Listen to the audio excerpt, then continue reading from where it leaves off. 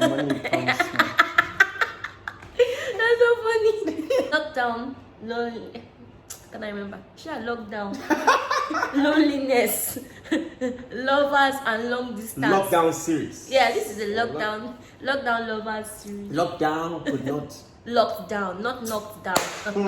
In this lockdown, I'm not knocked.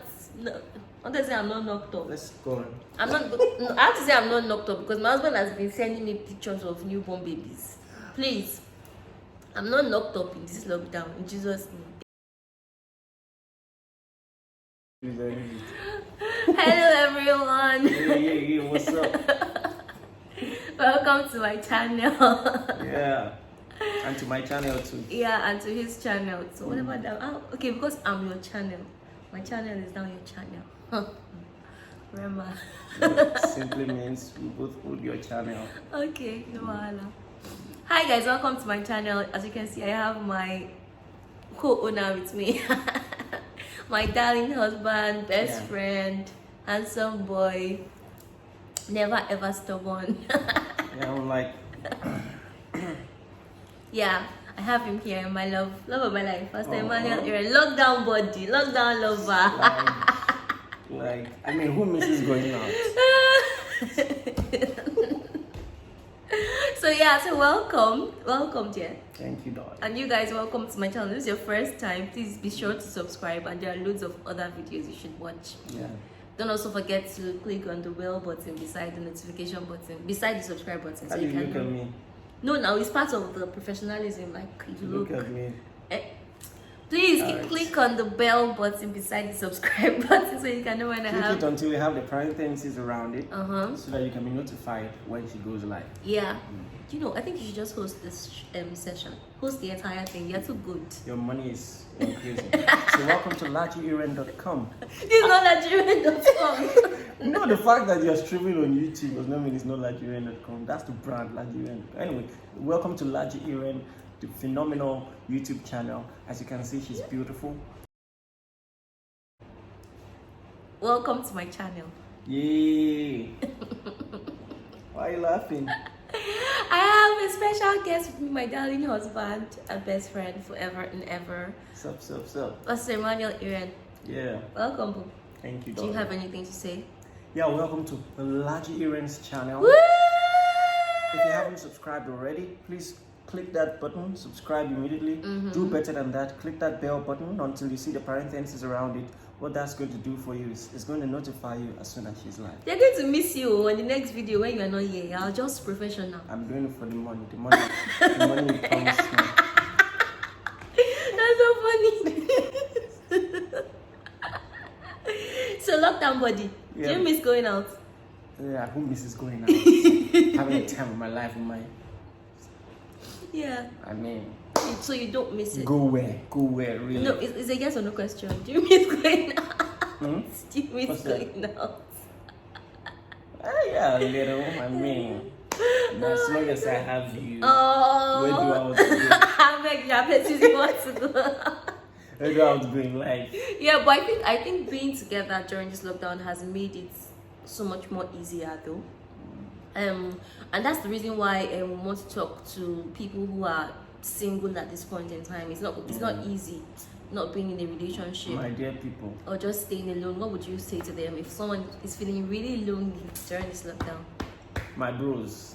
And my sis. sisters. And sisters. The Lord is with you. That's all I have to say. Seriously, God is actually with you. You're actually not alone. Actually. And that I think that's something that you must understand if you are single during this lockdown, especially if you are living alone, or let's say, or worse, but or differently if you are living with your parents. Just be like, oh, I wish. African parents. African parents. God bless you, daddies and mommies.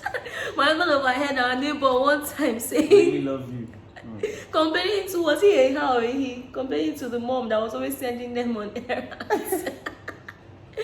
And now say, I'm just trying to train you. So you have trained me already. It's not this lockdown you used to train me.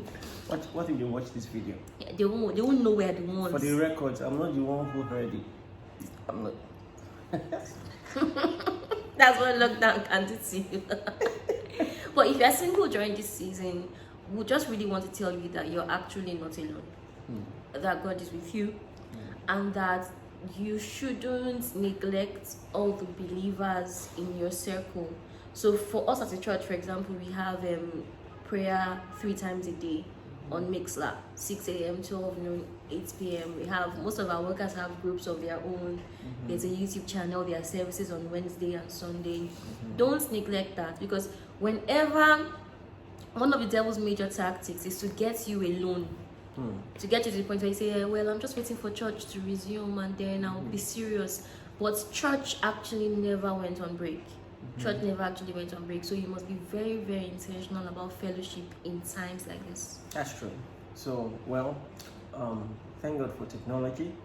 There's a way to still enjoy some form of fellowship. Of course, it can be compared to the actual physical fellowship, but just make sure that there are people you are looking out for, and there are people who are looking out for you. So important. That's so beautifully and very, very well said. Make sure that the people. Thank you. But stay away with the lines. I know you still say some of the lines I said to them from you. That's how I caught you You're in my on record. net. That's how I caught you in my net. Yeah. Lions. Cousin got me on net, got me on net. Would you like to say some lines to me? Oh, don't worry. You can say the lines in private. So yeah, you're not alone, and then be very, very intentional about looking out for people and making sure people are looking out for you.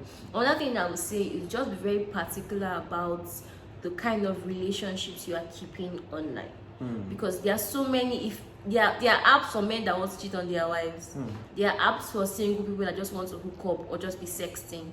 So how are they going to do that though? No, Just sexting. Lockdown. No, Okay. sexting, like sending nudes. Your husband is a good boy. Well, you can't hook up. Ahead of sexting though. Yeah, I know. Well, you may not be able to hook up, but there will definitely be opportunities for you to be more involved in sexting, in sending romantic messages, in even pornography and masturbation, because those things thrive in secrecy. My advice to you, if you're struggling with something like that, first of all, make sure that you're accountable to someone. Don't wait until everything resumes. This is life now. But trusting God that things will get better. But in the meantime, you can thrive even now. So be very, very intentional about avoiding negative communication, especially something that preys on your loneliness. There's some of you, maybe people that you wouldn't even give the time of day before, because now you're lonely, you're spending time calling them, chatting with them, you're now seeing love where there's actually nothing. So how is the lockdown going? Come on, freeze this.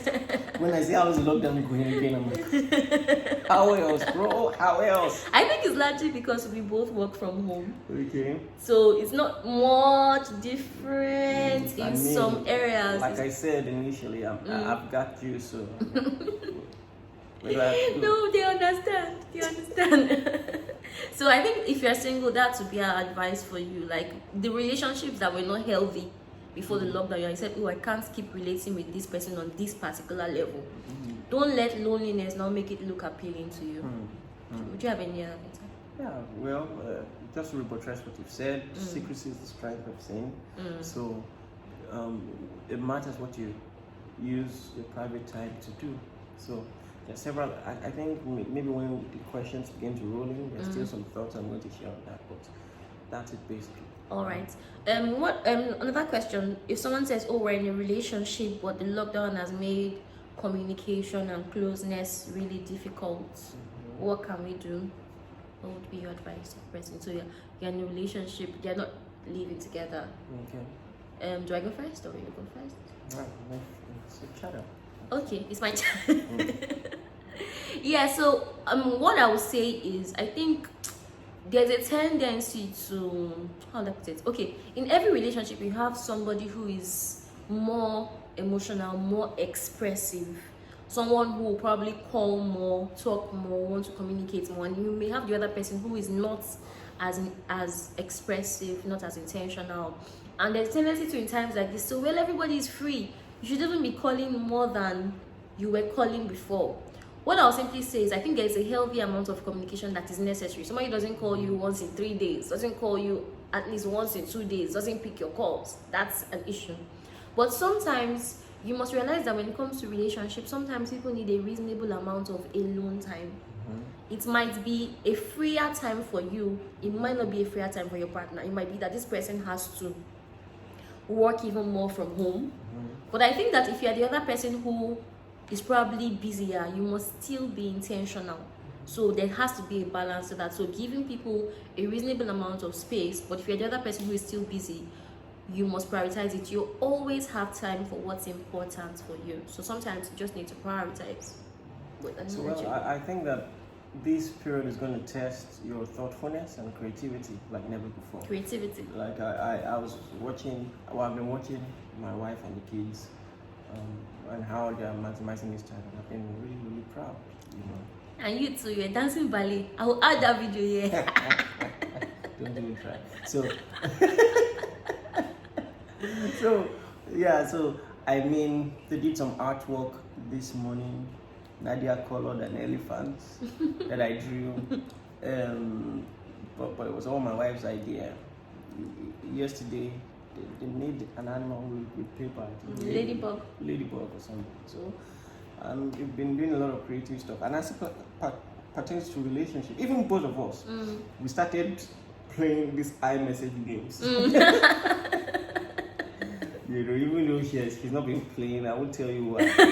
The first time, let me tell you, just tell you guys, the first game I'm answering the question. you beat me like 20 times. You will say, how can you beat someone like 20 times? In a bid to delete all the you lost messages, I had to mistakenly delete all our old messages. I would come back to that point. But the basic thing I shall beat him also. Yeah. Tell them the basic thing. The basic thing is you have to come up with more creative ideas to still spend time together. And if you would take the time to think deeply and to research, you will discover that there are a lot of opportunities. Thank God for technology, like I said earlier. So spend time together, be intentional about it. Like my wife said, your partner might still be busy, but hey, when it all comes down to it, at least you should have more time than before. Because even if you're still working the same work hours from home, at least travel time has been cut short. You are no more spending time on Lagos Road, especially if you're in Lagos. So make out time, be intentional, use alarms if you need to, and just make it work. And I think scheduling it will also help. If you are married, you have kids, or you're married, you don't even have kids yet, you have a spouse, or you're single. There should, if you find that you're working 24/7, then you probably need to take a step back and say, okay, this particular hour of the day is what I'm going to be doing. So for example, someone like me, my schedule has changed totally.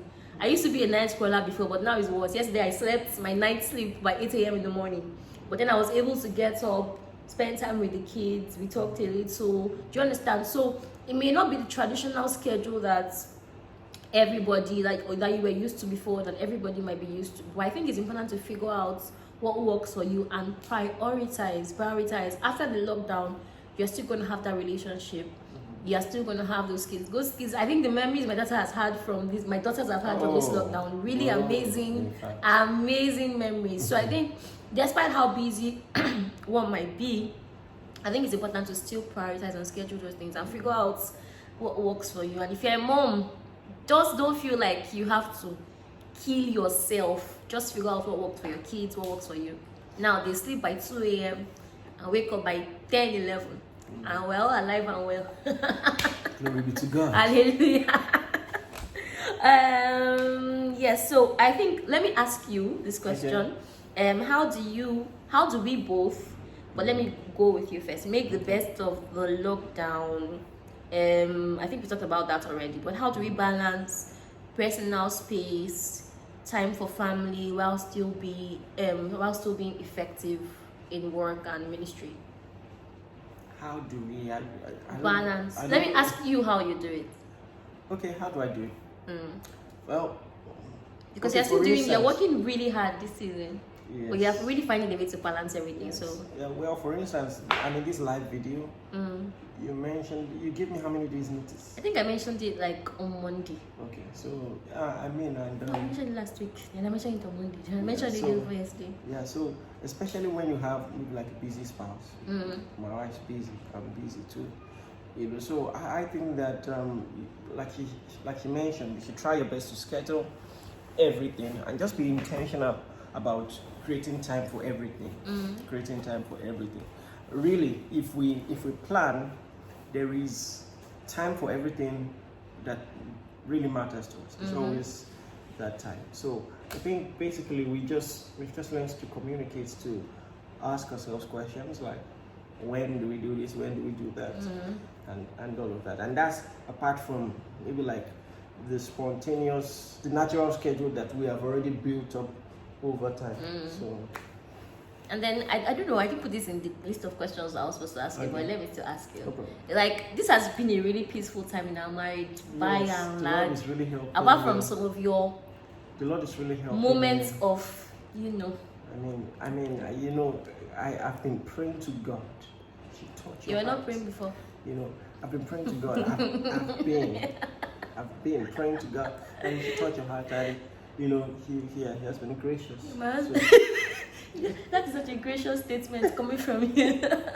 So of course we've had one or two moments where we're like, you did this and you did that, but generally it's been a very, very peaceful. I don't know what she's talking about. A very, very peaceful. Always, It's been a largely peaceful month in our marriage. What would you say to a couple who is finding a couple, is it who is or who are? Anyway, who are finding it difficult to resolve conflict in this season because you can't really go out to blow off some steam. How do you what would your advice be to them? No one is perfect, but just if we're talking about the Christian couple here, I think as a principle of life generally, no matter how unpleasant you think someone is, you will have to deal with people whose character you don't like. It might be something in particular that they do, and so learning to handle difficult people will definitely benefit you. You may not see it now, but you cannot keep running away from difficult but potentially beneficial relationships. That's one principle you must learn in life. And some people, they have a quarrel with their spouse, they just break it up. And then there's something about human behavior. If you challenges that you keep running away from will keep resurfacing, and then without knowing, you build a negative pattern in your life. So I face it, find a way around it, talk about it, be creative about giving yourself space, and at the same time spending time together. Be purposeful and intentional about the two that I just mentioned.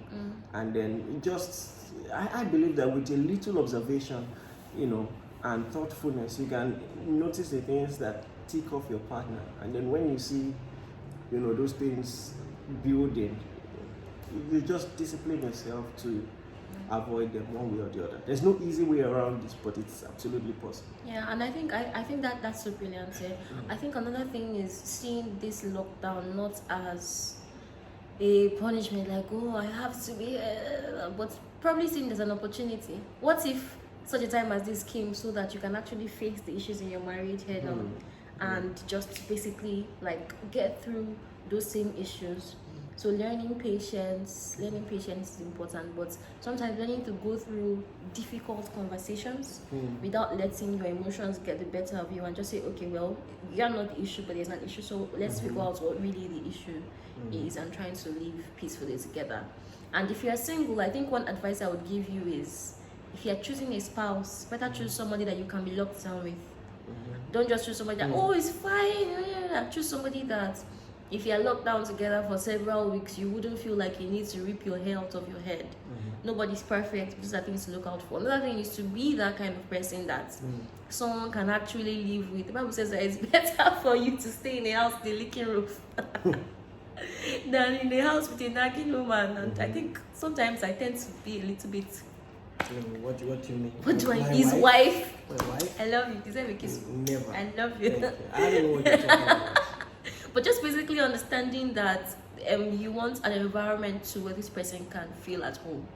And so I think doing that, vice versa. Another thing I would just mention that I've learned before I go to the next question is how sometimes before the lockdown, I used to be very impatient about a lot of things. Because I'll be like, maybe you say, let's do this at this time, and then something happens at that time where we can't do that, or we can't have that meeting or go out, or I'm very like, oh my God, you said this was going to happen at this time and it didn't happen. But now I've learned that, oh well, if it doesn't happen at this time, guess what? we'll all still be here tomorrow. Oh my God. So I think that has helped me to be really to be really patient, seriously. And then I'm realizing that maybe I shouldn't be so finicky about some things in the long run, because we all really will be here tomorrow, even when there's no lockdown. That's true. That's true. Oh my God. So another question. Someone says, I live with my parents and we seem to get on my nerves a lot this season. What can I do? Well, just like I said, you will need to learn to work with people. You know, if it's not your parents, it might just be your spouse. If it's not your spouse, it might just be your boss at the office, a colleague. You cannot keep running away from difficult conversations and difficult relationships. See, the truth is, it doesn't make what they're doing right. Mm-hmm. But even negative circumstances are always an opportunity for you to grow, to improve yourself. If you will take advantage of this period, you will discover that you're going to come out stronger, wiser, you know, and all of that. You know, one compliment people give me many times is my ability to be diplomatic, my ability to just reply the right way. Do you understand? And that's because I have an awesome dad. Awesome, and I mean, you know, every sense of the word. Awesome. No, I'm agree with you. I don't know why you've been doing your hand like this for my daddy. All right, you know, awesome. Do you understand? And so, I just discovered that, you know, my ability to keep a relationship with him helped me get better. And I mean, it is actually awesome. He just has, you know, a strong personality and all of that. Like. All right, like you, right? So, do you understand? Like father, like son. All right. So eventually, it helped me to become a better person, to give the right answer when you know that you're dealing with maybe potentially volatile person, you know, and the wrong answer Can change everything. can burn the house down. He's not referring to his dad. He's just talking generally speaking. All right, of course. You know, so you just discover that you get better with your communication, you get better in your maturity, you get better, and it's going to help you. And then I think because you really actually look out for the best in people, generally, and I think growing up helped you. Growing up with your dad helped you do that. So really being diplomatic, and then I think just another thing is try to look out for the humane side of your parents, like.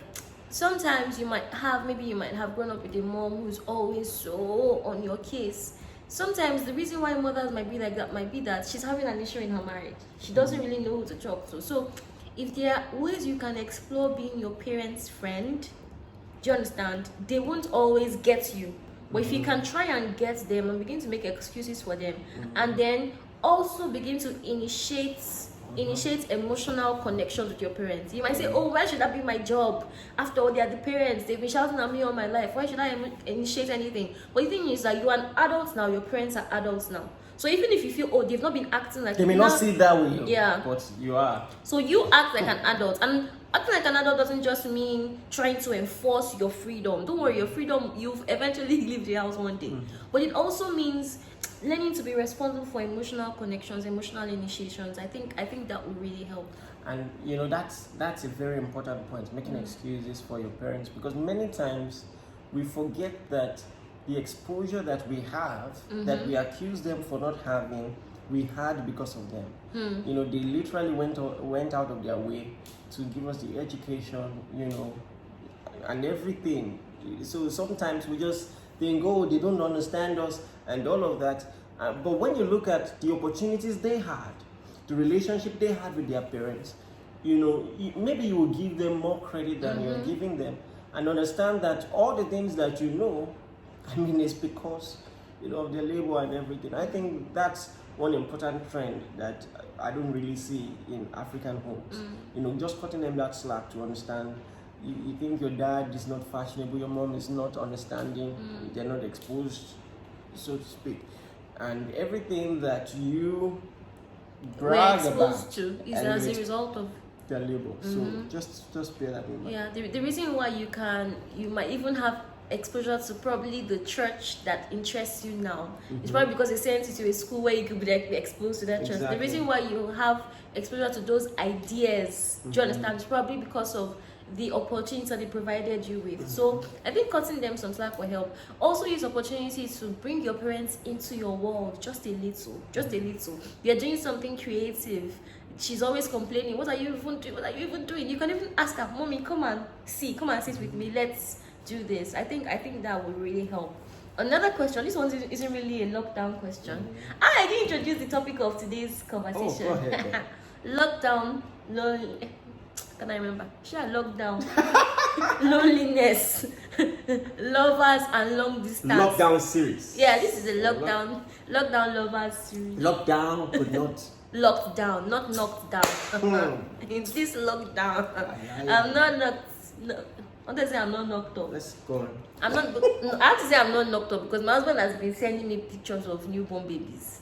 Please, I'm not knocked up in this lockdown. In Jesus' name, amen. Praise the Lord. Can I prophesy? No pro. You can't pro. Can I pro? You cannot pro. Okay, another question. Somebody says, how do we deal with being man and wife and pastor and member at the same time? How do you separate ministry from married life? Lead pastor. This one's for you. Ministry for married life. Well, yeah, how do we deal with the different roles? It's very interesting, really. Okay, well, before I talk about the roles, I'll just talk about what they have in common. And that's something that a lot of people don't realize. And I've said this before. Your primary responsibility in marriage is your responsibility in the body of Christ. So the Bible says that we should submit one to another. And the same Bible says that wives should submit to their husbands. The Bible says we should love one another. The same Bible says that, we should love our spouses. So when you understand that fundamentally the same principles and the same rules apply, you are not going to see so much of a divide. The reason why a lot of people think there is so much to be balanced is because there is no understanding on that. Okay, for instance, ministry is a very crucial part of marriage for us, and I believe that that's supposed to be the case for everyone. We must have an approach to marriage that is purposeful. We know why we are alive, and we know that even after our marriage, our relationship with the Lord is still going to continue, even though we brother and sister. What's up, sister? Brother Emmanuel. So we're going to be. So that will help you to prioritize, and when the bottom line is established, all the differences will be easier to manage. Do you understand? And so, for instance, as it pertains to that, when whoever of you is maybe more involved in ministry, maybe you're a husband and your wife is a pastor, or vice versa, you're going to see it as a part of your life to support that ministry. Not a it's not taken from you. If it matters to you as much as it matters to your spouse, it's going to be easier. That's what I'm trying to say. That balance will be easier. Also, when you understand that success in ministry involves success in how you raise your children, how you go about your family life, you will prioritize that also. When Paul was given the criteria for being a deacon, one of the things he said is he must be able to guide his children with gravity. If he cannot keep his home, how can he lead the church of God? So you have to understand that there's no divide there really, and if you are effective in one, it will help you in your effective in the other, or essentially you'll be effective in the other. So when you recognize what is common between the two, you're more likely to be effective in them. I'll let you go on. I think I'm glad that you've established I think at the basic level, that's it. Understanding that for both of you, the purpose of your life is Christ. And if you understand that at the basic level, it will help you make better decisions going forward. But the truth is, in addition to that, the truth is that sometimes there may seem to be some dichotomy, like where you're at a crossroads. So is this a ministry thing? Is this a marriage thing? But I think for one thing that I think has helped me, even though I don't always get to the 100%, is knowing that when it comes to ministry, especially, to trust my husband's decisions. He doesn't have to tell me everything that he does. He doesn't need my permission for everything that he does as a church. If you're making a family decision together, we can talk about it. I can say, well, I do agree. You can say, well. But when it comes to church, I've seen, especially because I've seen it work, and I understand that he's the set man as regards church. So I know that in that area, he's my boss. So smart and sexy. Camera. All right, go on. I will not be knocked up in Jesus' name. See, don't push that thing. You have made me forget what I want to say. Oh, you can take a quick pause. Please watch this video. Right. Go on. So I've learned that when it comes to ministry, especially, he's my boss, and I've learned not to have an emotional point of view when it comes to some things. Not to feel like, oh, you did this and you didn't tell me, and that means no. It's an assignment. It's work, and I think that's one thing that has really helped us a lot, understanding what's going on. Like per time, this is a ministry situation. This is a pastor's meeting. This is not a mushy. Let's try and resolve our inner differences meeting. So understanding that, I think one thing I noticed recently is in the hospital we go to. The doctor who owns the hospital, his wife is actually the admin person / lab assistant.